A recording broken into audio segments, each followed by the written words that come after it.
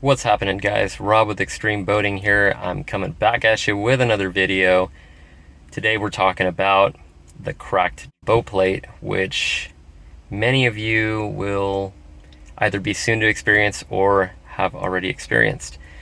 So, as many of you know, if you're familiar with my channel, I run the Terova 24 volt 80-pound thrust. It's definitely a lot stronger than the Minn Kota Edge that comes with the boat from the factory. And I don't know if it's just the flex and power from the motor that's causing these boat plates to crack, or if it's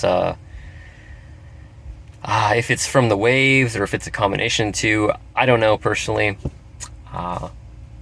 but regardless, it's an issue that affects many of us, or will soon to be affecting many of us. So I know at least one guy who runs a YouTube channel who had a cracked bow plate on his all aluminum non-painted Classic XL. His name is Mark Blackstock. I know he's got his own channel. I watched that just because I had a feeling I'd encounter it eventually, and sure enough, here I am.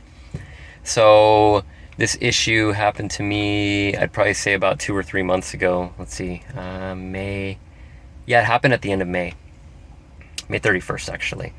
And I was sitting there loading my boat as usual. You know, everything's normal, everything's fine, and all of a sudden I just hear this like a big crack noise as I'm loading it up, and I'm like, well, what the heck was that? You know, everything looked fine, and as I was drying off the boat as I came in, I inspect everything just generally as I'm drying it off. It's just good habit, and I happen to find crack in the paint right where the weld is for the bow plate. So I was thinking to myself, oh shoot, well, there goes the boat for a little while. So I brought it home, and it's been parked ever since. Well, I haven't had a chance to take it on because I've had to deal with the truck being broken. I've had to do axles on the truck, control arms, still got to do control arms, and I couldn't find a TIG welder locally who was capable of tackling the job, or who was just, I guess, competent enough. So I talked to many people, and they just were not wanting to even really look at it, which I understand. These boats are all aluminum, and aluminum is difficult to TIG weld in the first place because the metal's thin, it's soft. I don't know. So anywho, I found a guy pretty locally to me actually, and I'm here right now. He runs a trailer shop. For those in the East Bay in California who have a Bass Tracker Classic, who follow this channel or who run into this video, the guy's name is Roman Trailer and Ironwork. So he's located in Pittsburgh. Really cool guy. He speaks English and Spanish, but has a nice little shop. So I got the boat dropped off, and so I'm sitting here thinking, well, okay, the welding part's going to be taken care of, but what about paint? I don't want just a bare metal surface right on the bow plate, or where it's welded up. So I actually went down to my local Ace and picked up a can of Rust-Oleum. This stuff is Colonial Red, dead match to the Starlite Red, surprisingly. So just a little FYI for those of you who need to paint up your hull in whatever portion. And since I'm here, I'm gonna have some ribs on the transom welded up as well. They've been cracked since I got the boat. I didn't realize it.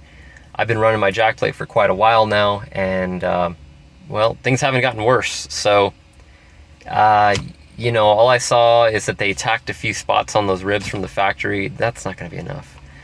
So I'm having them take care of both the bow plate and the transom ribs today. I'll show you guys pictures of what the damage on the bow plate and on the transom ribs look like here in a moment. But just an FYI for you guys. So I was actually thinking about, well, you know, okay, maybe warranty, but after thinking about it, I'm like, well, I got a Terova on this thing. I've highly modified this boat. They're going to turn me down 10 out of 10 times, most likely. So I didn't even bother calling, and I just, you know, started making some calls locally, seeing who'd be willing to TIG weld it for me. So just in case you're wondering, the Terova itself is bolted up the traditional way. I do not have any reinforcement plates on it, nothing like that. I don't have any lag bolts holding onto the troller itself. It's been through bolted. It's using fender washers, nylock nuts, and I'm running the rubber isolators in between the bow plate and the troller itself, just like the factory did on the Minn Kota Edge.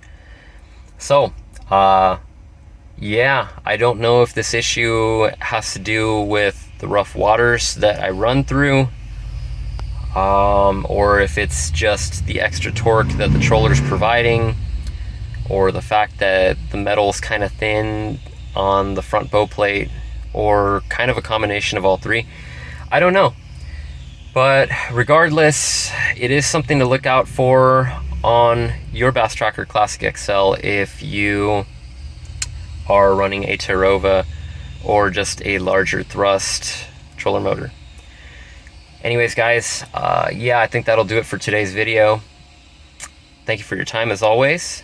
And if you have any questions about this or anything else whatsoever, leave a comment down below. I'll be sure to respond. Love to respond. I love helping you guys out. So thanks so much, you guys, again, for your time. Tight lines. I'll see you next time.